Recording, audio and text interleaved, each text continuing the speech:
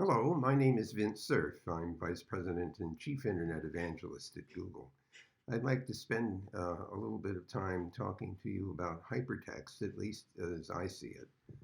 That doesn't necessarily mean my definition is definitive, but I think of hypertext as text about which software knows something and is capable of interacting with it, supporting it, presenting it, allowing manipulation of the text. And this is in two contexts. One of them is in the consumption of the text, reading it and interacting it while consuming it. And the second one is producing it. And on the production side, I think of hypertext as being more valuable from the standpoint of producing it with metadata in mind, with the software having some understanding of the structure of the content as opposed to its format. A great many word processing systems, text processing systems, focus very heavily on what does it look like when it's printed or presented. And I'd like to argue that the value of hypertext is less in the visual presentation, that has less value in the visual presentation and focus than it does on the ability to interact with the text and to use software to help you consume it, to edit it, to reference it. So let's go down that path for a few minutes anyway. The thing which I find particularly valuable is a software environment in which the focus of attention can be on what is the content and how is it structured, how do the parts of the text relate to each other, and can I move those parts around in order to satisfy some organizational objective. Certainly the most visible example of this kind of thinking is Douglas Engelbart's online system, demonstrated many years ago. Many of you will have heard of the demo, the mother of all demos in 1968, in which the online system was demonstrated live in an audience, before an audience in San Francisco, but running on a machine that was in 30 miles to the south in Menlo Park.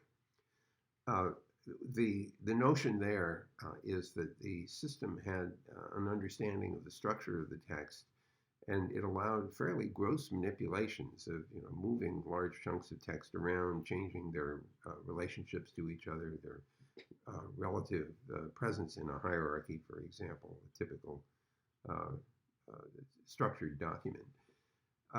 In addition to that, of course, there were a lot of other features, including concurrent editing of the document, which is truly astonishing for a 1968 production. This idea that multiple parties have the ability to interact with the object literally concurrently is extremely attractive because it often allows for rapid production of text where agreement has to be achieved among multiple parties who are editing the document.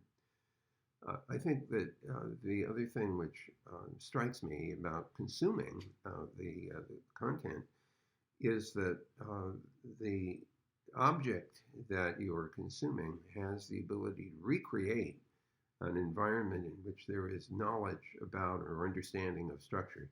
So Frode Haugland, who's really a disciple of Douglas Engelbart, introduced visual meta as an add-on to PDF formats that would allow the structure of the document and a lot of metadata about it to be captured in a way that allowed this structure to be recreated, supporting both further editing and certainly consumption of the document.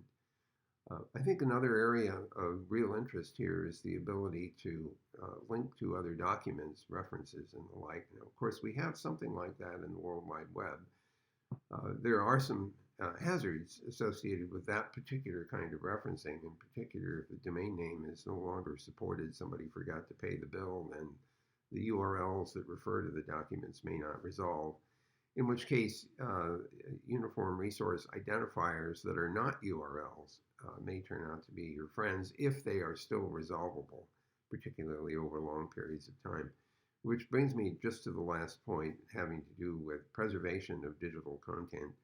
If hypertext is going to be useful to us over a long period of time, we better find ways of preserving that digital representation so that it is can be recreated or reused 100 or 200 or 500 years from now. We have other media that have lasted a long time, not the least of which are stone or clay tablets that have been baked because of an inventory or a warehouse, for example, may have burned down, and the inventory on the clay tablet has actually been baked into almost hard stone. Unfortunately, not everybody can read cuneiform these days, and that's not the most flexible of instantiations for content. Computer-based instantiations are by far the most flexible that have been invented so far, and hence the excitement around hypertext. One small codicil, there was a period of time during 2022 when a number of people were excited about the possibility of projecting hypertext into a three-dimensional environment with headsets looking at an extended work area. I'm personally not yet persuaded that the 3D headsets are adequate to the task. And so I don't have quite the same enthusiasm that some other people have for it.